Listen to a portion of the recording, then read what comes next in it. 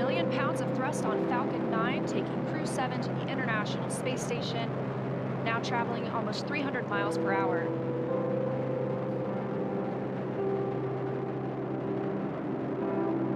Nominal power and telemetry.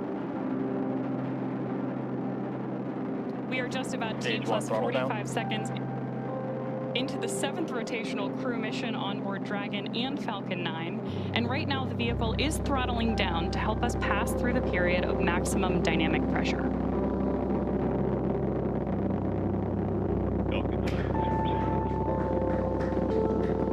There's the call out that Crew 7 is now moving faster than the speed of sound. Max Q. Stage 1, throttle up. Confirmation we have moved through max Q and are throttling back up. Copy, 1 Bravo. Heard that call from Jasmine on Crew 7, as well as confirmation from the ground. The call out for 1 Bravo means we are in the second and final abort mode for the first stage, continuing to get good performance. We've got engine chill on the second stage MVAC engine. We will then be looking for MECO, or main engine cutoff, where the 9 engines on the first stage will cut off ahead of the first and second stages separating. Then the single Merlin vacuum engine on the second stage will ignite. We are now coming up on 2 minutes into the flight, the spacecraft traveling over 2,000 miles per hour. Really incredible nighttime views of Falcon 9 and Crew 7 on your screen right now. So as Leah just mentioned, we are keeping an eye on a couple of critical flight milestones coming up back to back here. Stage 1, throttle Those down. are going to be MECO, so main engine cutoff now that we're throttling down stage 1, followed by stage separation and second stage ignition. Main engine cutoff. Stage separation confirmed. Copy, 2 Alpha. MVAC ignition.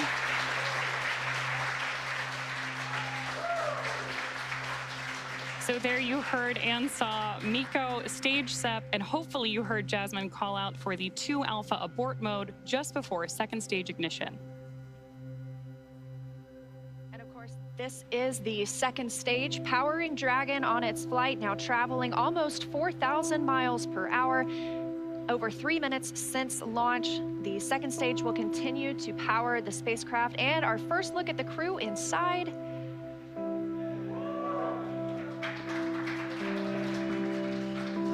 We'll be standing by for SECO. That's the next major milestone for this second stage engine. That comes shortly before 9 minutes into the flight, so we've still got some time on this engine. So right now, while Crew 7 makes its way to orbit, our first stage booster is making its way back to land. So you may hear the call-outs here on the net shortly that we are in the middle of our boost back burn.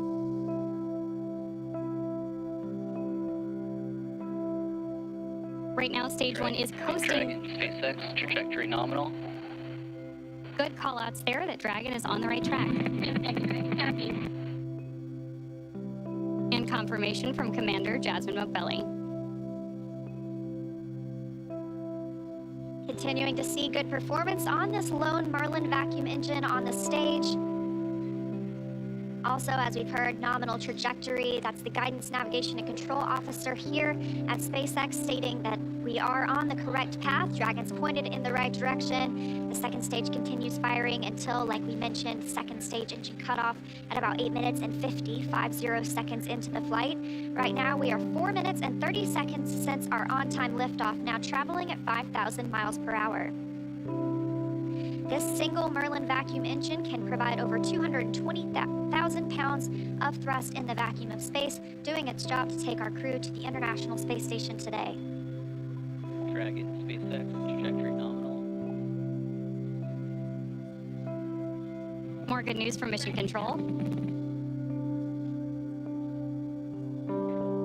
Acquisition of signal, Bermuda. So with that Bermuda call out, we actually know that the ground station transmitting this flight data back to us is coming from Bermuda.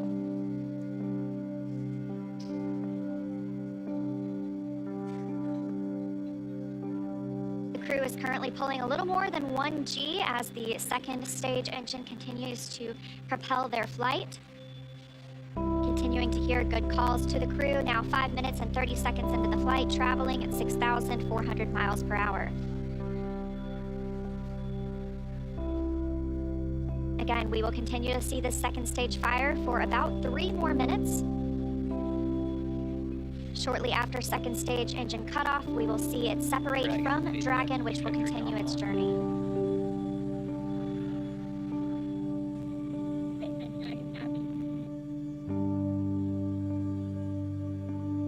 Now at this point in the flight, we are just about 15 seconds away from stage 1 entry burn start.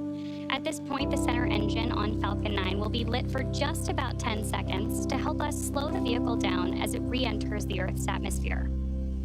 That's not the only thing helping us on re-entry, though. The first stage sees high drag on re-entry, which scrubs roughly 70% of the velocity by the time the landing burn begins, which you just had great views of on the left-hand side of your screen. Florida Space Coast beginning to come into view in the background. All while Crew 7, of course, on the right-hand side of your screen, lit up by that MVAC engine, continues on its way to orbit.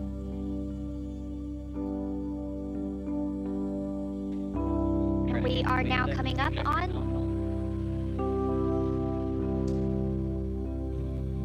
continuing to get good calls as we reach almost 7 minutes into the flight.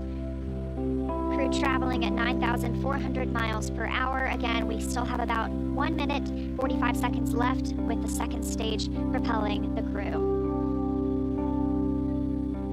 And of course, we are also expecting that landing burn start from Falcon 9 any second now. Great views.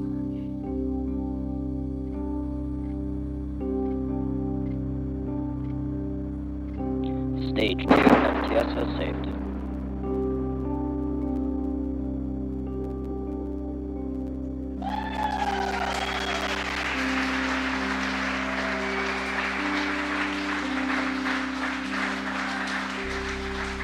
Great news there that Stage 1 has successfully landed back at Landing Zone 1 in Florida.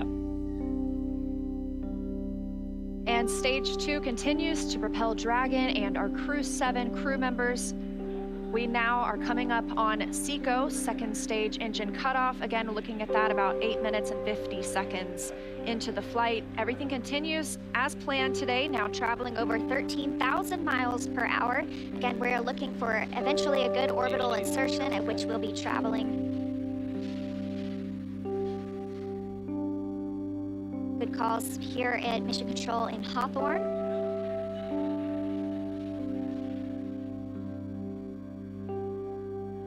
And we are standing by for second stage engine cutoff.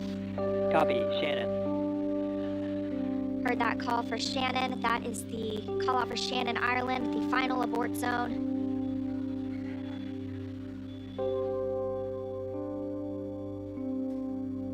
MVAC shutdown. There's audio confirmation, and you can see on your screen that we have had successful second engine cutoff 1 of our MVAC engine. Dragon, SpaceX, nominal orbit insertion.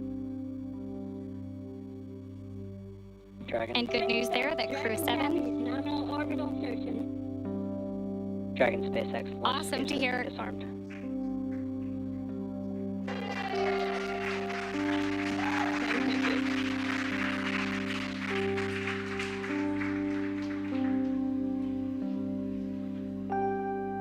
That's the first look at the crew, now in microgravity, confirmation of a good Earth orbit insertion.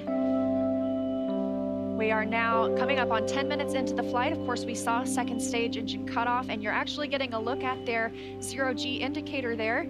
We'll stand by for them to tell us a little bit more about that shortly, but we are also standing by for a second stage separation from Dragon. Acquisition of signal in Finland. So as Leah mentioned, right now, Dragon and Stage 2 are still attached. Great views of that zero-G indicator there. And what we're doing right now is basically letting any residual dynamics of the vehicle settle out prior to separation.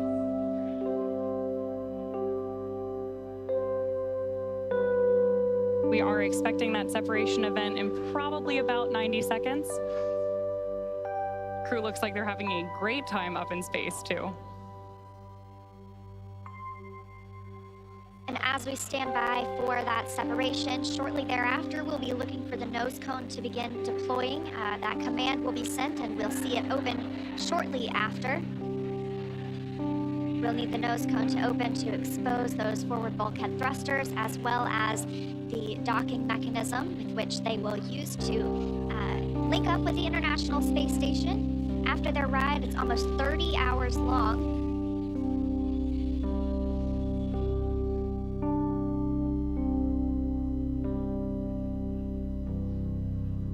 Again, we had liftoff right on time today at 3:27 a.m. Eastern Time. The crew making a smooth journey into orbit. It's now been 11 minutes, 20 seconds since that liftoff. We had confirmation of good orbital insertion, and we are standing by for second stage separation from Dragon.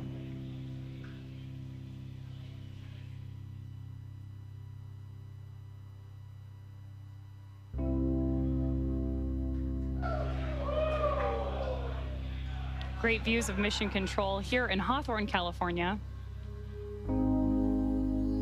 And the SpaceX team standing in the background, standing by for Dragon separation.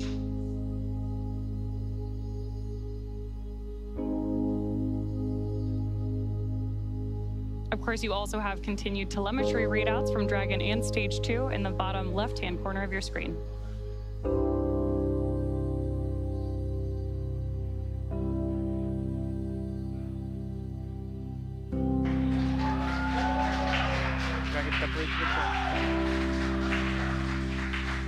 Crew 7, on behalf of the Falcon team, I'd like to welcome you to orbit, and we hope you enjoyed the ride on Falcon 9. Space travel is difficult, even though you make it look easy, so thank you for trusting us to get you up there. It's not a bad way to spend a day in the office. Stand by for words from the launch director. Hello, Crew 7. This is Launch Director here on Countdown. On behalf of the entire SpaceX Launch and Recovery team, I'm honored to welcome Dragon's first ever all-international crew to orbit. Счастливого пути, Gotor, Iterashai. Godspeed, Crew 7. Cheers. SpaceX, thanks for the ride. It was awesome. On behalf of Andy, Satoshi, Koshi, and I, we'd like to thank the multitude of people who've led us to this unique moment. We may have 4 crew members on board from 4 different nations, Denmark, Japan, Russia, and the USA, but we're a united team with a common mission. We hope the do serve to benefit our beautiful home planet and those on it. As you said, human spaceflight requires an unparalleled level of vigilance and rigor, and we thank all those who prepared not only us, but also this truly impressive spacecraft for flight. Finally, to our families, bear the greater burden of our choice to explore. Thank you. Go Crew 7, awesome ride. Really incredibly moving words from Commander Jasmine Mogbelli now that she and her international team are up in space. That is going to end our coverage from Hawthorne until we pick back up with our docking coverage, like Leah mentioned, just about 30 hours from now. But for now, I'm going to hand it back over to Daryl and Jessica at Kennedy Space Center to wrap up our launch coverage tonight. All right, thank you very much and great job. And Jessica, what a launch. It was spectacular. Like we said, those night launches are something to see. You see all those bright lights, you see those little nitrogen pulses when that first stage is coming back down. Spectacular.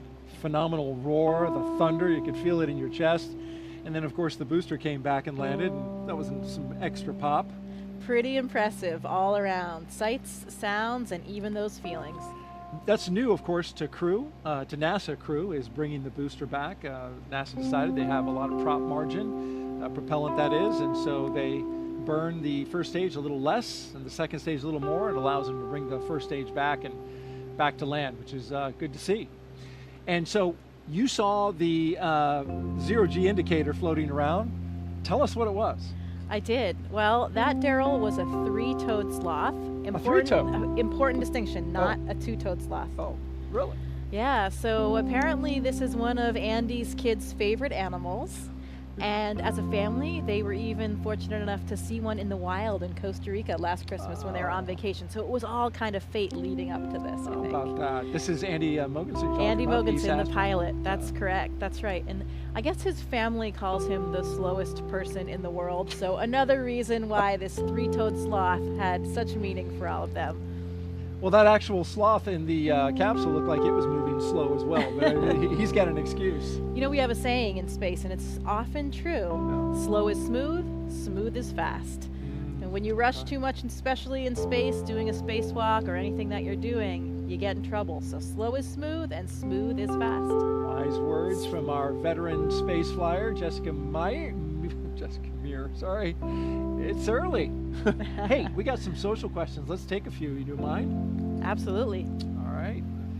Well, let's look on our screen here, and here we've got one that says, "Come Sunday morning." Beautiful shot right there, though, of the spacecraft looking out the back. Boy, that is high-resolution image. Come Sunday morning, Earth Eastern Time. What are the first few tasks the crew will do, and how will they best acclimate and get dialed into their mission? Well, when we wake up in the morning on board the space station, we open up our computer and we have a plan that lays out our entire schedule for the day, whether it's scientific experiments, hardware maintenance, whatever it is that you need to get done. I know what this crew will be doing. One of the first things they do, of course, is a safety briefing. So we want to make sure that they have all of the information they need in case they had any kind of situation on the space station where maybe they needed an emergency breathing mask or a fire extinguisher, anything like that. Safety first at NASA, and that's the first thing that we do when you arrive on board the space station as well. The veteran crew that is up there will take them through that, show them where everything is, talk through some of the main messages, and then they'll have a longer session, usually the next day or later that week. They'll get into their crew quarters. Usually your crewmates will do a favor for you and unpack some of your things so you don't have to do all that when you get there. You arrive to your crew quarters and already have some of the things that you need out, maybe even some pictures from home. When I arrived, my crewmates had really taken great care of me. They had decorated my crew quarters. I had pictures of my friends and family. Everything was all laid out, and that really made it a nice, smooth transition, because those first few moments in space, especially when you've never been there before as a rookie, you're not quite that graceful yet. You know, you don't have your space wings quite yet, and you're getting used to just moving around and being in that three-dimensional microgravity environment. And so you're talking about, you know, getting used to the environment up there, and having a little something from home is important too. You took up a flight kit. These astronauts all have a flight kit. You, in fact, brought a few things that you took up into space. What were a couple of the more meaningful ones that you took? I did. You know, we often pictures of family and friends, like we've talked about before, or things that represent places we've been and worked. I brought up a picture of my wedding photo of my parents. Unfortunately, my father had passed away before I went to space, so I wanted to have a piece of him up there with me. I brought up some things to represent other things along the way. My home state of Maine. I had a university flag with me from my undergraduate university. Yeah. Sometimes we bring up presents for each other because we're up there for birthdays or holidays. Drew Morgan, my crewmate, brought us these harmonicas. Nice harmonica. And briefly, let's look at the screen here. We can see that the nose cone is deploying. We have confirmation of it deploying.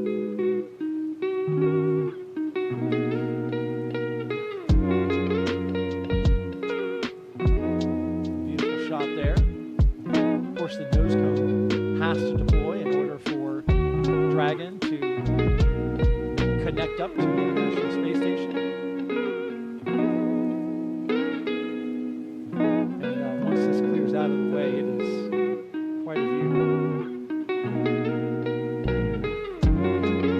Depending on where Earth is in relation.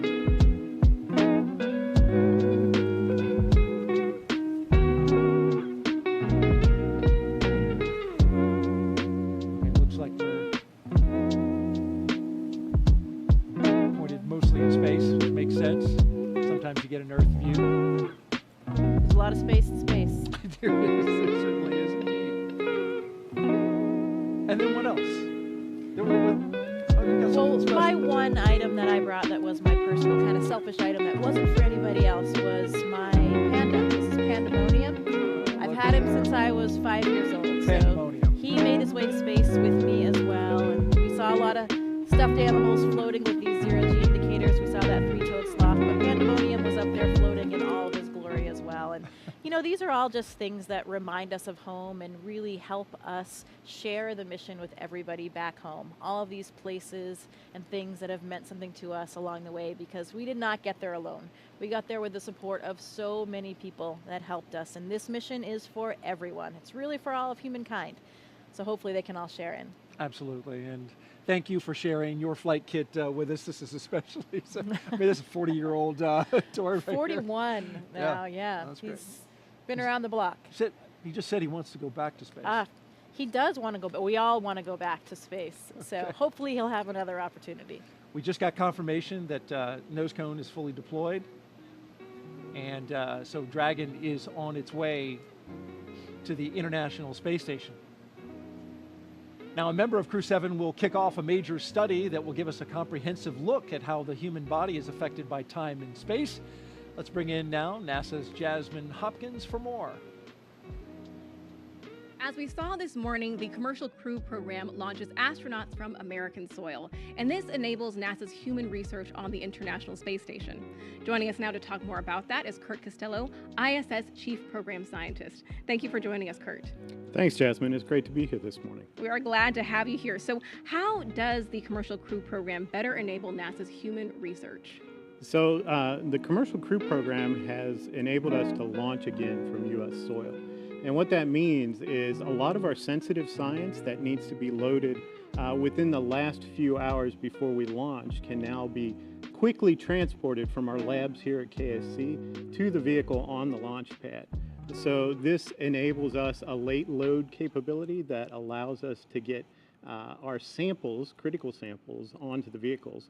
And the Commercial Crew program has also enabled us to launch more frequently and regularly. So a lot of our sensitive investigations that need specific timing for when we get those samples to the space station and then back down are enabled by that program. That is great, Kurt. And can you tell us a little bit more about the new human research investigation going to be part of Crew 7? Sure. I think you're referring to CIPHER, and CIPHER is not just one investigation, but 14 in one.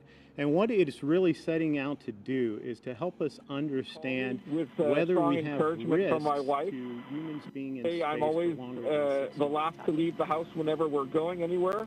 Personally, I think it's with good reason. But they say I'm the slowest person alive, which is also why it's a three-toed sloth, not a two-toed sloth, because apparently that would be too fast for me. So welcome to space, Sasha the sloth.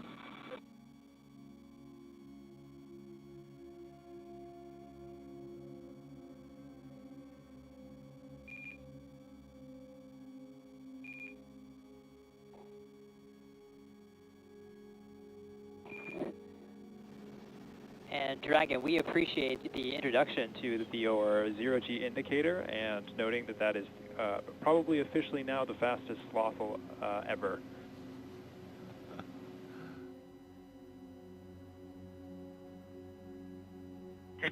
This is Satoshi. It's nice to be in space, and I'm very glad to see happy faces. 日本の皆さん、国際宇宙ステーションへ、再びして着実に仕事をしてきます。 I'm very excited. First of all, a few words in Russian, then in English. Всем большое спасибо, огромное восхищение тем, как мы прокатились ракетами в космосе. Невероятно. Полет в космос — это результат действий скоординированных тысяч людей, которые работают в разных странах. Всем большое спасибо. Роскосмос, НАСА, ИСА, JAXA, SpaceX. Моим друзьям и семье большое спасибо. Thank you very much for all your hard work. SpaceX, Роскосмос, НАСА, ИСА, JAXA, and all the partners involved in manned space flight. That's a proud example of how much we can achieve working together in harmony. Let's continue. Cool. Thanks a lot to everyone, to my family as well. Thanks.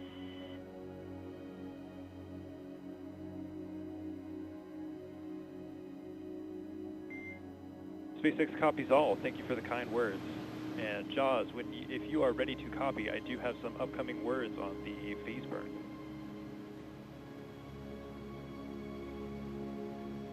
Expect a loss of signal. Good, Ellie. SpaceX Dragon is ready to copy. Okay, wanted to give you an update that we are going to be losing TDRS for voice comms for about 15, that's approximately 15 minutes, which is going to include that upcoming phase burn per your displays. We do have a ground station pass during that burn prep, so you will actually be able to call us in the blind. However, you will be LOS during the burn. There's no concerns, but we'll pick you back up at 0819 Zulu, which will be right after the burn, and we'll confirm that burn performance. How copy? SpaceX Dragon copies all. We'll lose you on TDRS for the phase burn, but we can make calls via the ground station in the blind, and we'll catch you on the backside at 0819. Good readback. Okay, you just heard some communication between Commander Jasmine Mogbelli and SpaceX's launch team. Just saying they're going to lose TDRS connectivity, which will, during the burn, they'll be unable to communicate, but they've got a ground station that will catch them on either side of that. So communication will be established before and after the burn. Earlier, we heard some words from Andy Mogensen. Of course, you told us that that was a sloth. I wasn't sure that we were going to be able to, get some words from him, but it was good to hear from him and the other crew members about, now that they're in space and sharing a message with the world. Absolutely, and we got a name, Sasha the Sloth. Sasha the Sloth. The fastest moving sloth ever to be a sloth. Yeah, among the legendary, famous stuffed animals in space. That's now. right. That's a thing. Joins the long list of them. And so Jasmine, Andreas, Satoshi, and Konstantin are on course to arrive at the International Space Station around 8:39 Eastern Time tomorrow. NASA TV, well, we will be wrapping up our coverage, but you can follow along with Crew 7's entire ride to the station and hear real-time audio from that space to ground, which we were listening to just then, on our mission audio stream on YouTube. Make sure you look for the link on our NASA social media accounts and in the description of the NASA YouTube launch broadcast. And though our coverage here at Kennedy Space Center is concluding, Crew 7's mission has only just begun. They'll get to the International Space Station in about 30 hours. It's going to be a long ride. But then they'll be able to meet and join, I should say, Crew 7 to Crew 6, and that'll be quite a ceremony. Absolutely. These first missions, these first moments in space are absolutely unforgettable. I'll never forget that.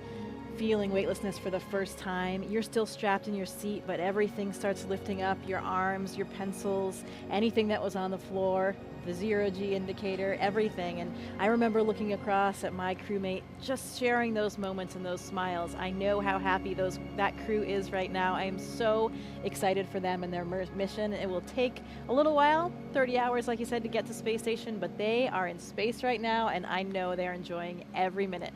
Congratulations, Crew 7. We are so excited for you. This is going to be an incredible mission on the International Space Station. Great words, Jessica. Appreciate those. And Crew 6 will be coming back down in about a week. They'll have a roughly 5-day handover, and then they'll return.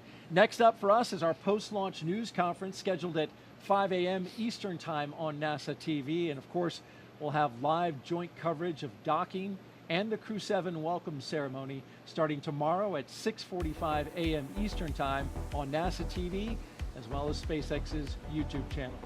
You can find mission updates on X, at NASA, at SpaceX, and on the web at nasa.gov, including, again, the link to that mission audio stream if you want to stick around with Crew 7 and be with them on their entire journey. Well, before we sign off from Kennedy, I want to thank Jessica Meir for being here on the launch broadcast and sharing your incredible experiences and all your insight, answering the questions, bringing pandemonium and showing them off. Thank you so much. We really appreciate having an astronaut, and especially you today on Crew 7 to share this with us. Well, it is absolutely my pleasure. Any good day when a rocket ignites is a great day for astronauts all around the planet. So we wouldn't miss out on it for the world. Very happy to be here and excited to share this moment with all of you. Thanks so much. And a huge thanks as well to all of our guests for joining us today, but most importantly, Thank all of you for watching. For everyone here at NASA and SpaceX, have a great morning and keep looking up.